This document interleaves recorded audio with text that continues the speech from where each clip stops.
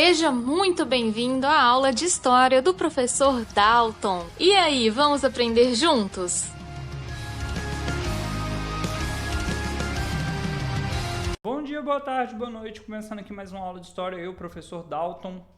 Lembrando aqueles 2 recadinhos de todas as aulas. Pegue o seu caderno, faça anotações, anota o que você considerar importante. Eu não avalio se você escreveu muito, eu avalio se você entendeu ou não o conteúdo. Para isso eu preciso que você envie as suas anotações. E também lembrando que é importante que você esteja sentado, num local confortável, né? Não é porque você está em casa que você vai relaxar nos estudos. O Reino do Congo vai ser o último conteúdo que nós vamos estar estudando diretamente sobre o continente africano. O povo do Congo, ele teve uma influência importante até os dias recentes aí, quando a gente fala de Primeira Guerra Mundial. A gente ainda vai estar falando de povos africanos e aqui a gente vai fechar falando sobre ele, beleza? O Reino do Congo ele vai ser fundado aí próximo ao Rio do Congo, existe um rio com esse nome, lá no século XIV. Então esse também é um dos povos que vai surgir ali no finalzinho do Império do Mali, perto ali da cultura Songhai, vai coexistir com esses outros povos. A capital desse reino era chamada de Banza Congo e nela vivia o Mani Congo, que seria o principal governante. Cuidado com esses nomes, eu não pretendo colocar uma prova cobrando esses nomes, mas tenta entender que não é porque ele é um rei, ele é um líder, que ele vai se chamar rei, tá? Cada cultura vai ter o seu nome. Se lá no Mali era o Mansa, se dos povos de Yorubá era o Oni, cada um vai ter um governante e esse governante vai receber um nome de acordo com a cultura local. No caso do Congo, eles chamavam aí de Mani Congo.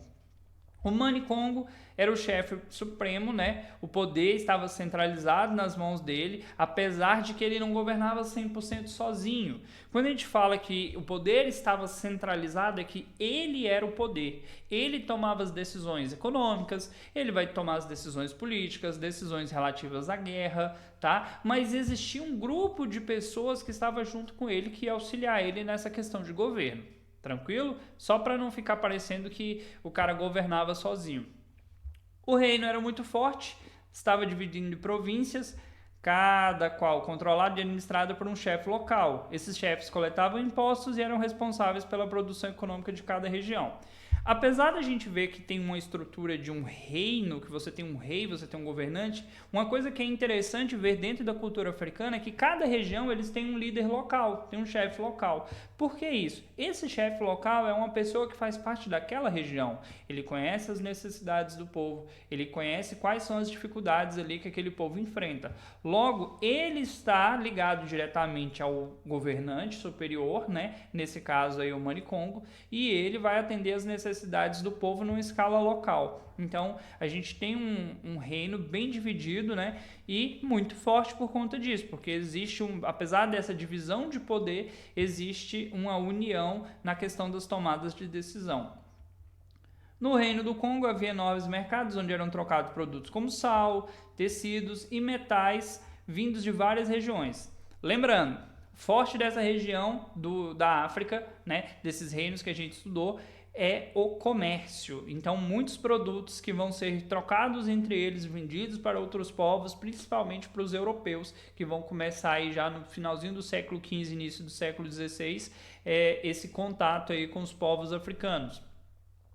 Além disso, uma moeda circulava por todo o reino, facilitando as trocas. Ela era feita de uma concha chamada nzimbu, que só se encontrava na ilha de Luanda, hoje onde fica Angola. Aqui ele tem uma ilustração de como seria essa moeda. Aí você pode falar, professor, mas uma moeda feita de concha? Cara, você carrega dinheiro que é feito de papel. Qual a diferença? A diferença é que alguém falou que o papel vale, ele falou que a concha vale. Então a gente entende que valor é uma questão que nós vamos atribuir. O ouro vale muito. Nossa, você usa um anel de ouro, olha aqui, ó, meu Deus. Mas por que isso aqui vale mais do que plástico? Porque alguém falou que isso aqui vale mais que plástico. É a questão de ser raro, da dificuldade para se encontrar, beleza? Basicamente é esse o conceito aí. Seguindo aqui, a gente vai falar um pouquinho da questão religiosa. Porque, como eu falei para vocês, os povos europeus vão começar a ter contato com os povos africanos. E isso vai influenciar na cultura deles. E o principal povo que vai ter esse contato direto aí vão ser os portugueses. A partir do ano de 1450, 1480 para frente, a gente vai ter a cultura portuguesa cada vez mais próxima da cultura africana, no sentido de interferência. E a partir do ano de 1500, isso vai se tornar cada vez mais intenso, tá? Aqui ele vai falar um pouquinho sobre o cristianismo. No século XV, os portugueses iniciaram a exploração do litoral africano em busca de metais preciosos e rotas de comércio. Até aqui, a gente tem que entender que o objetivo dos portugueses, quando eles começaram as grandes navegações, eram as especiarias, que eu falei para vocês nas outras aulas. E por conta disso, eles não tinham ainda uma rota comercial, eles fizeram uma rota comercial contornando o continente africano. Logo, eles tiveram muito contato com os povos africanos. E em 1483, desembarcaram no Reino do Congo. Muitos chefes locais congoleses se aliaram aos portugueses, que tinham maior poder militar, e converteram-se ao cristianismo. A ideia aqui é bem simples. Tenta imaginar que você é um rei, que você tem um problema, você tem uma crise, você tem um conflito com outro rei. E aí chega um grupo de pessoas que tem armas mais poderosas, que tem uma estrutura militar, e fala para fazer uma aliança com você, se você se converter para a religião dele. Obviamente, muitos reis vão se converter, e ao se converter, eles vão pegar armas, eles vão ter a ajuda dos portugueses, e com isso eles vão conseguir vencer os seus inimigos. Ao fazer aliança com os portugueses, esses chefes conseguiam armamentos e apoio dos portugueses, conquistando seu maior poder na região. Em 1489, o próprio Mani Congo, que seria o rei, o governante, né, de todo o reino do Congo, se converteu ao cristianismo e procurou impor a religião a todo o povo no reino. Aqui tem um problema. Qual que é o problema? O cristianismo era uma religião comum na Europa, mas cada região da África tinha sua própria religião muito assim, específica, sabe? Muito ligada a tradições culturais antigas. Então, quando o rei se converte, tenta fazer com que o povo se converta também, isso vai gerar um certo desgaste. Isso gera problemas, geralmente, todas as vezes gera um problema. E um último ponto aqui que a gente vai destacar vai ser a realidade da escravidão. Como eu falei para vocês, os portugueses vão ter esse contato direto e a partir do ano de 1500 eles vão começar a aumentar o processo de escravidão do povo africano. Por que eu digo aumentar? Porque a gente vai ver que conforme começam as grandes navegações, eles vão espalhando, né, colônias por várias partes do mundo, eles vão conquistando várias partes do mundo e eles precisam de mão de obra. E eles vão encontrar dentro da África essa mão de obra. Por que dentro da África? Como eu disse para vocês lá no começo, dentro dos reinos africanos já existia escravidão e os portugueses vão acentuar isso muito mais. O contato com os portugueses deu início a um processo de profunda transformação na sociedade congolesa, não apenas do ponto de vista religioso, mas político, econômico e social. Como eu falei para vocês, isso vai influenciar a cultura desse povo porque a escravidão foi uma atividade comercial muito forte, muito intensa. Tá? Isso aqui foi um problemão. Antes da chegada dos portugueses, já havia uma organização em torno da captura e venda, como eu já citei para vocês.